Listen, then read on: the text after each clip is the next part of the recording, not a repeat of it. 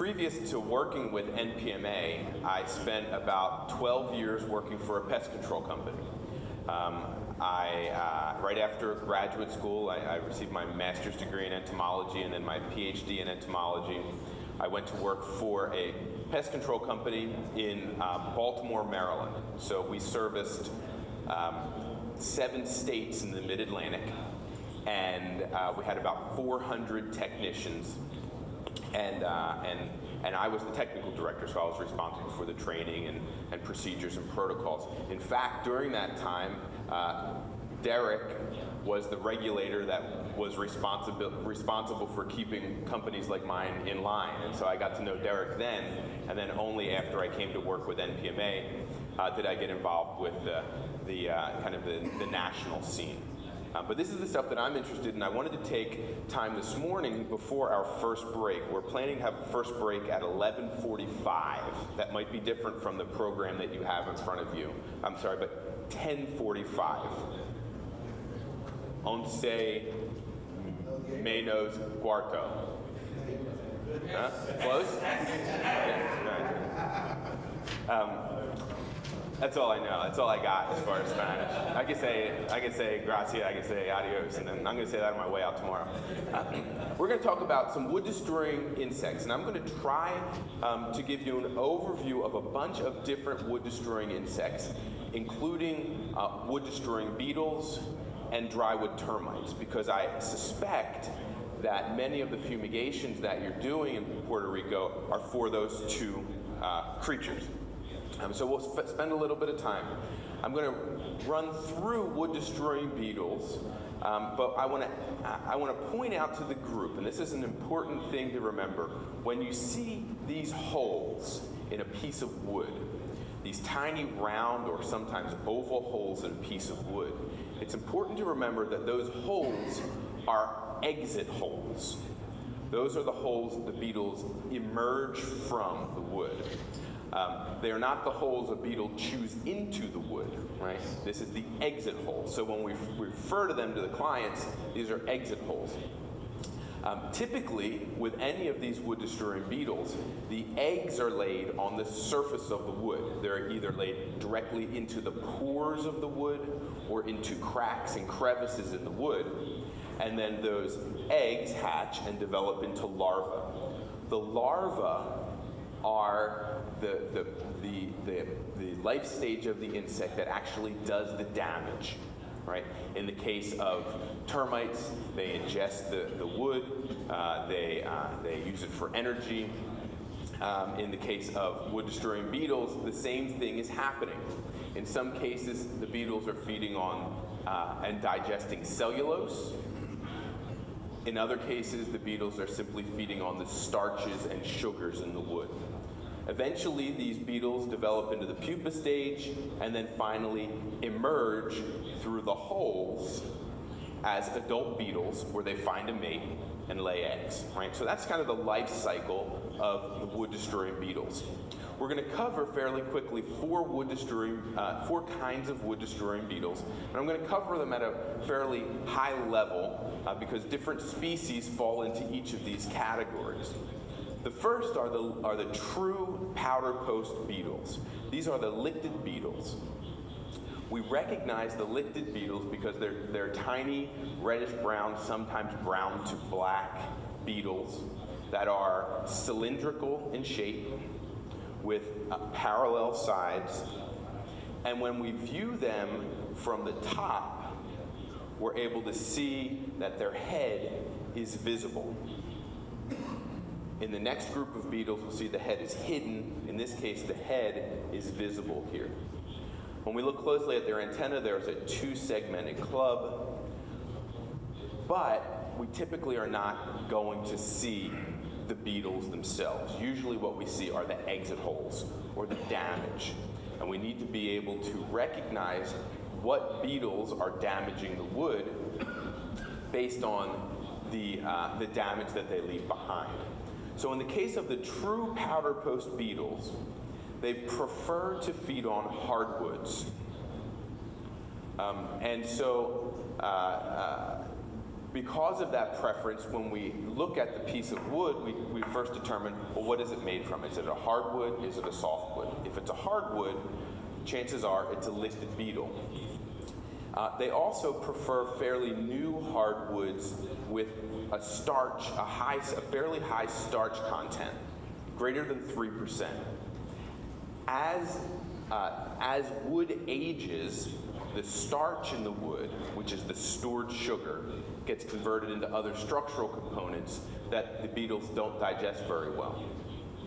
They prefer a moisture content in the wood of 8 to 32%, which in a humid environment like this is not so difficult to achieve.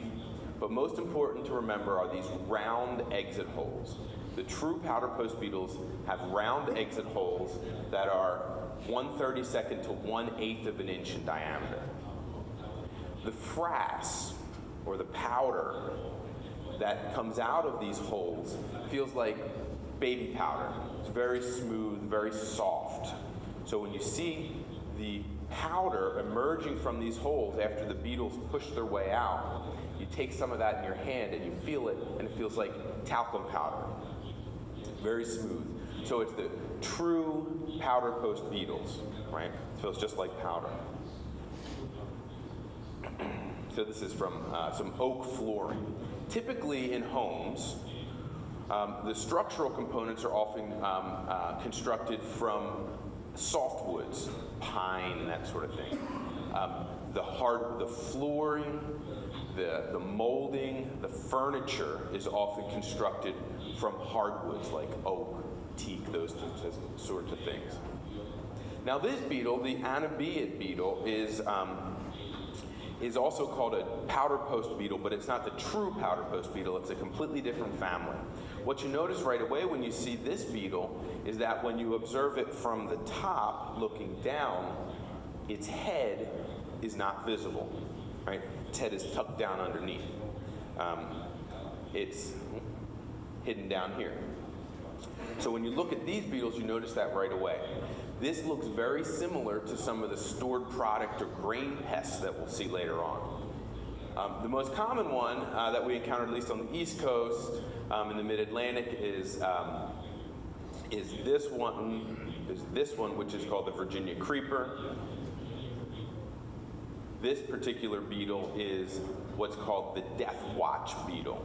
Has anyone heard of the Death Watch beetle? It's called the Death Watch beetle because many, many years ago, they got this name, and people would be gathered around the deathbed of a relative, and they'd be up all night on a death watch, waiting for the relative to die. And in the quiet, late hours of the night, they would hear a tapping. That was these beetles in the wood tapping their heads, and they thought that it was death knocking at the door. So that's where I got the name Death Watch beetle, but it's an Anabaeid beetle, and you notice that it looks different, right? These are different species. They do the same thing. The eggs of these beetles are laid in cracks and crevices in the wood. These beetles will often reinfest structures because, for two reasons. One is they prefer softwoods, and softwoods are typically not finished. So if you have the joists and the subflooring and the studs in the wall, they are unfinished, and these beetles can lay their eggs on those surfaces, and the eggs then turn into larvae which burrow in. The lichted beetles, the true powder post beetles that we saw earlier, those beetles often will not reinfest because when they emerge from an oak table, there's nowhere for them to lay their eggs because it's a finished surface, right? If it's painted or finished in some way, there's nowhere to lay the eggs on the surface of the wood. So oftentimes the true powder post beetle will not reinfest, but the Anabaeid powder post beetle oftentimes will, because they're able to lay their eggs directly into cracks and crevices in the wood. Now, Anabaeid beetles will infest both hardwoods and softwoods, but they're most commonly found in softwood. They need a moisture content in that wood. They need some moisture, some water in the wood. and they have round exit holes. These round exit holes will range in diameter from 1/16 to 1/8 of an inch, so a little bit larger than the true powder post beetles. What you'll notice is that the frass, the powder that comes out of those holes, is not smooth. It has a gritty, rough texture. And that's because there are tiny, tiny pellets in that powder that you'll be able to feel. So I would encourage you, when you find powder streaming out of wood destroying beetle holes, you feel it. If it's smooth and silky, true powder post beetle. If it's coarse and gritty, it's an anabaeid powder post beetle. This beetle does digest cellulose. It's able to utilizes microorganisms in its gut, just like termites do, to actually digest the cellulose and turn it into energy.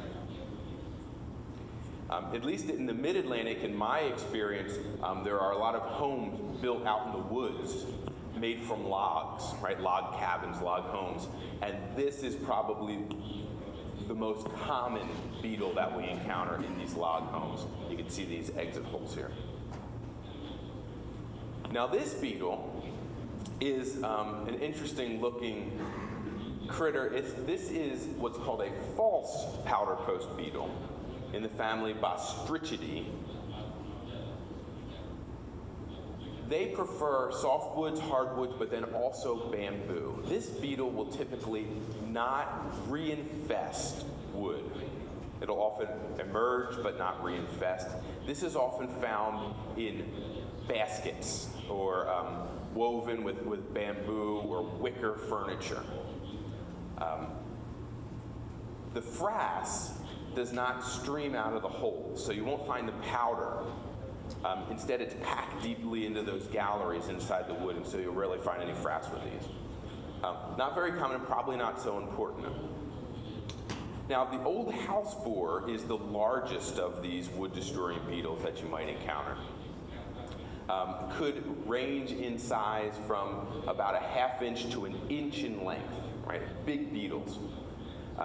This particular family of beetles are called the longhorn beetles, and that's because they have these long antennae.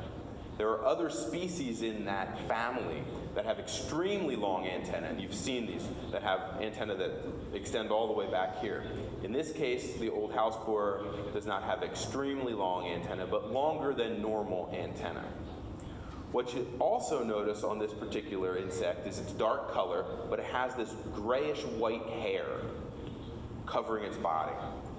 And these two shiny bumps on its pronotum right behind its head. You can see here as well. 1, 2.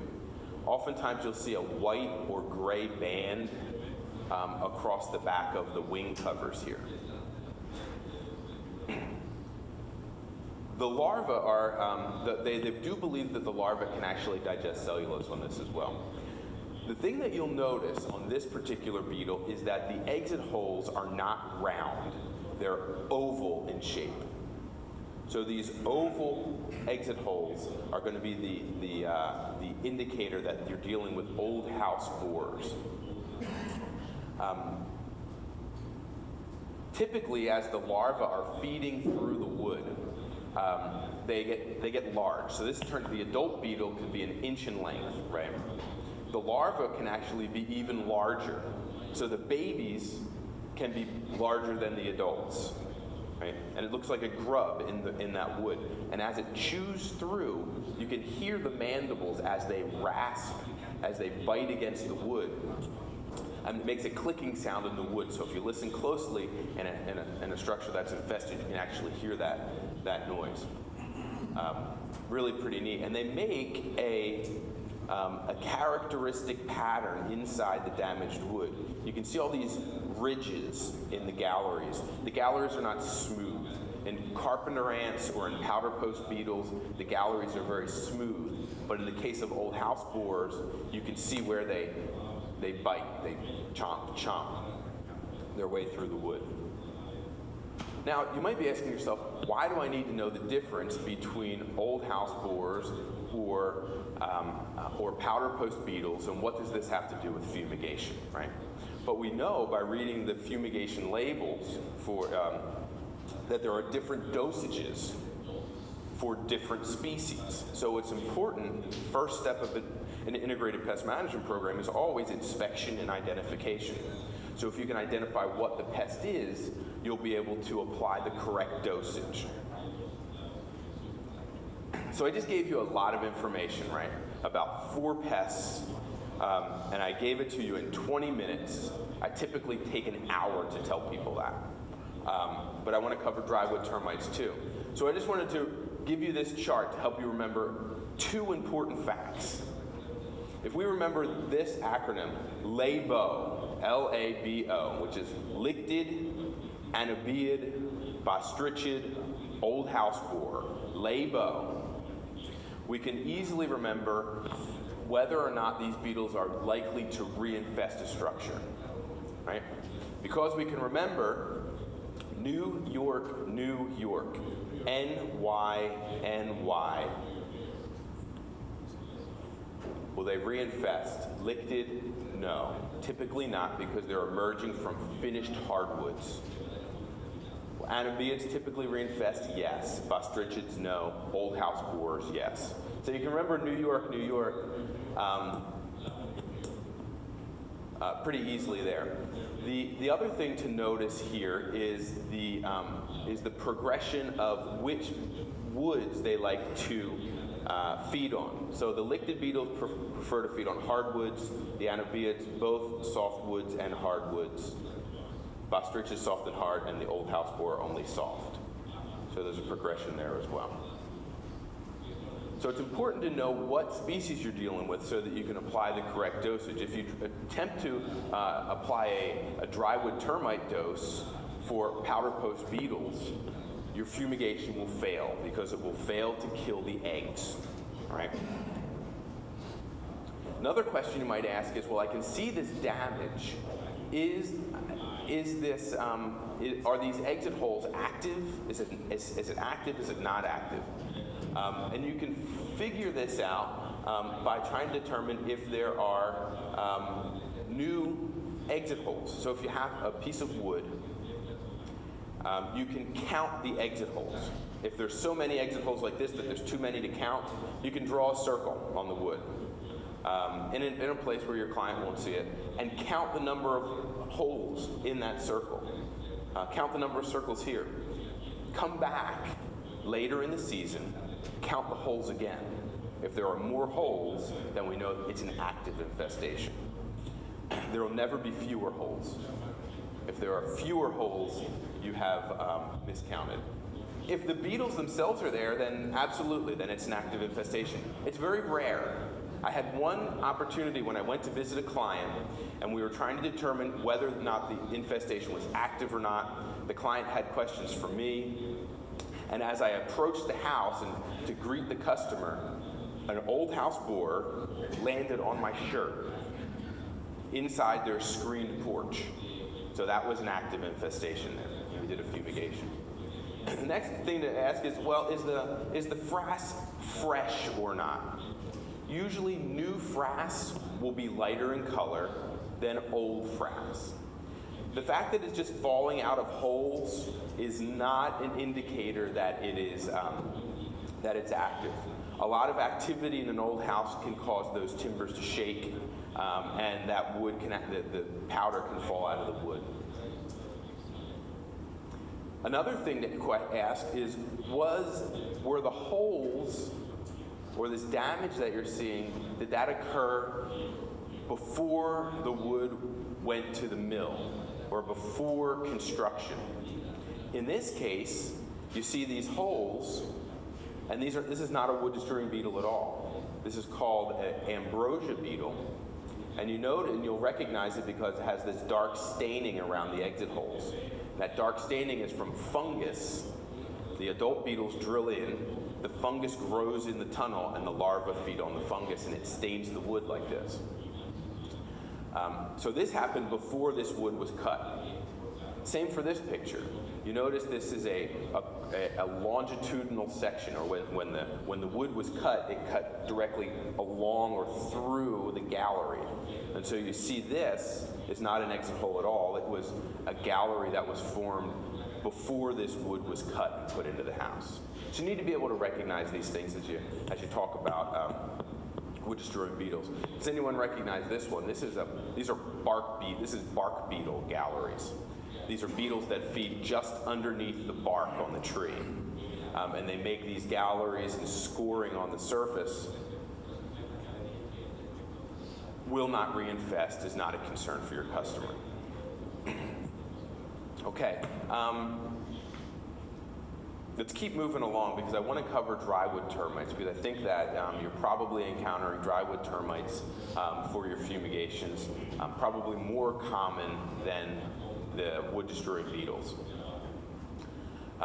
So drywood termites are different from subterranean termites, right? Subterranean termites, we're able to control subterranean termites without fumigation. We control the subterranean termites by treating the soil between where the termite lives and where the termite eats. So we're able to keep it out of the structure by treating that soil. In some cases, subterranean termites will build above ground nests, and subterranean termites will if there's enough moisture, subterranean termites won't return to the soil.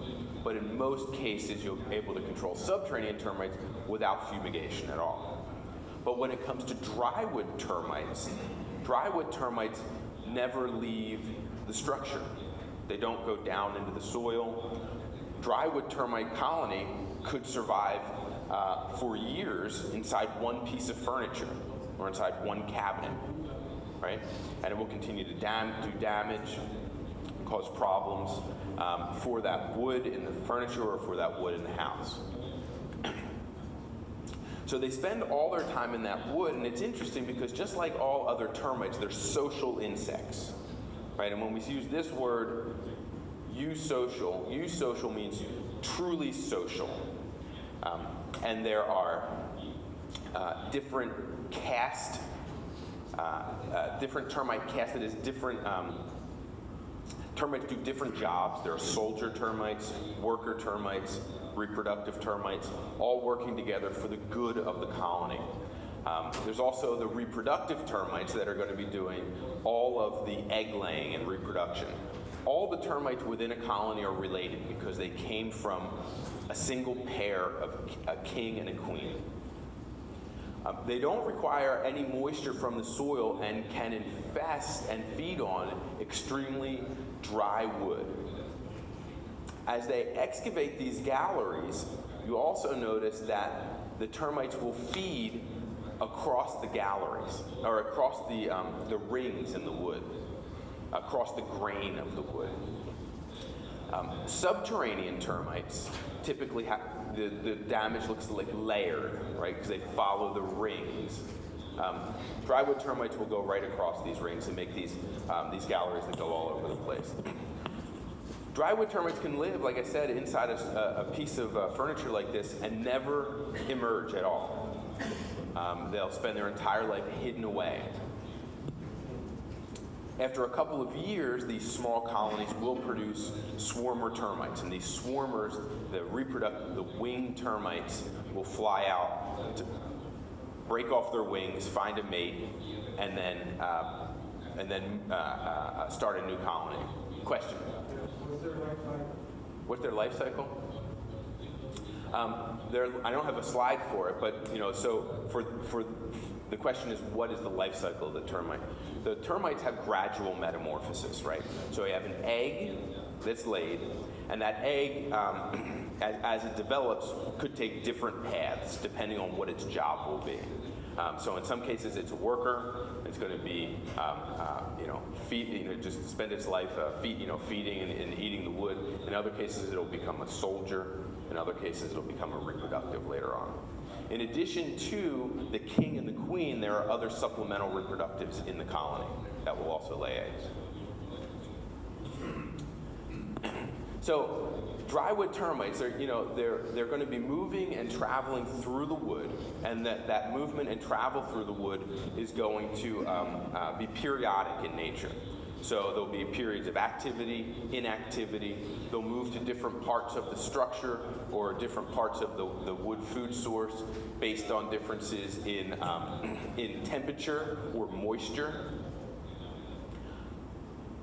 And these colonies can be found in large items like a home or a building, but they can also be found in extremely small structures, small things like a single picture frame. You'll have an infestation of termites. The big question is, how do drywood termites get their moisture? Because all animals need certain things to live, right? They need food, water, and shelter. Well, we know the food is wood. We know the shelter is the food source itself, the wood. But the question is, where do they get the water that's required for these termites to live? Well, they're really pretty amazing. And as they feed in the wood actually has some moisture in it, right? Just a little bit of moisture in it. And as they digest that wood, the microorganisms in their gut are converting the cellulose to sugars. Those sugars are being used for energy. But then before the undigested wood or the digested wood emerges from the rear end of the termite, right? The fecal pellets, they're squeezed. They're squeezed very tightly. They're squeezed by these rectal pads. There are 6 pads at the end of the termite's gut. And as they squeeze that wood, that undigested or partially digested wood, they're able to absorb any bit of water that's inside there. And so when that pellet emerges, you notice when you look closely at it that it has, it emerges from these kick holes. It is these tiny, tiny pellets that are 6-sided. Right? If you look closely, you'll see they have tiny indentations. That's from those rectal pads squeezing and compacting that wood that's been chewed up into these tiny, hard pellets. So these pellets are kicked out of these small, what are called kick-out holes. They're pushed out of the colony. Not all of the pellets are removed out of the colony. You know this because if you break into some damaged wood, you'll find pellets that just spill out, right? In some cases, there's galleries that are just filled with fecal pellets. If you're trying to determine if one of these holes is active, you can simply cover it up. I know someone who uses a tiny bit of toothpaste to cover up the hole. And if it's an active hole that termites are throwing their pellets out of, they'll clean that toothpaste out, right? And then reuse it again. You come back and you see that the termites were there. And they've moved that cover, that temporary cover that you put there. As I said, these are small, 6-sided, always going to be 6-sided, because that's the number of pads they have that squeeze the wood. And the color is going to be variable. In some cases, you have light-colored pellets. In other cases, the pellets might be darker in color. That all depends on the color and the consistency of the wood that they're feeding on. You might find, piles of these next to an opening like this. You might find piles of these underneath a kick-out hole. Oftentimes, if you have a concentrated small pile, the kick-out hole is somewhere close by. But if you have pellets that have dispersed all over the place, typically the kick-out hole will be higher. Right? So if they're falling from the ceiling up here, they hit the ground and they bounce. They bounce far. So if they're spread all around here, probably high. If they're in a tight bunch in the corner, then they're probably coming out of someplace lower. They don't bounce as far. Now, when we find this damage, this drywood termite damage, oftentimes the wood is destroyed right up to the surface, and you just have a thin layer of wood between the outside world and the termite and the galleries and the damage behind. And so, like in this case, you can just peel back that wood and you find those, find the damage, you find the galleries, you find the termites, as well as the pellets. And sometimes when you just kind of press and feel, and you can feel behind that damaged area and feel that it's soft there. If you poke through it, then the pellets spill out. Here's some damaged staircase, plenty of termite damage going on in here. There's some kick-out holes here and here and here. And the homeowner was finding these pellets lying on the floor underneath. There's one of those holes. Now, another sign of infestation. So you might find, most likely, you could find the damaged wood. You might find just pellets. But the third important sign would be the swarmers. In the case of drywood termites, you may only find the wings, right? Because these termites are adapted to swarm, in dry places and live in dry wood. Many of these swarmers are able to break off their wings and then find a mate and then find a suitable place to hide. In the case of subterranean termites that swarm indoors, you'll find lots of dead termites and their wings, right? Part of the reason for that is subterranean termites are looking for a mate, wood, and moist soil to survive. These don't need the soil, so they have a greater survival rate. Still, many swarmers will die in the process. So you might find those wings, and the wings are going to be an important indicator for you to determine whether or not this is subterranean termites or drywood termites. And you can tell this just from simply looking at the wings. If you notice here, when it comes to drywood termites, you'll have more than two, greater than two of these dark veins on the edge of the wing. If they're just two, then you're going to be dealing with subterranean termites. If you have 3 or 4, then you're dealing with drywood termites. As they emerge, they're going to be coming out of holes, they're coming out of damage, they're coming out of cracks in the wood, and they shed their wings right away. Because what they're doing is as they shed their wings, find a mate, and then they don't need the wings anymore, they go into the wood. Right? So these wings are probably another important indication that you have activity inside a house. And oftentimes it's only the wings that you'll see.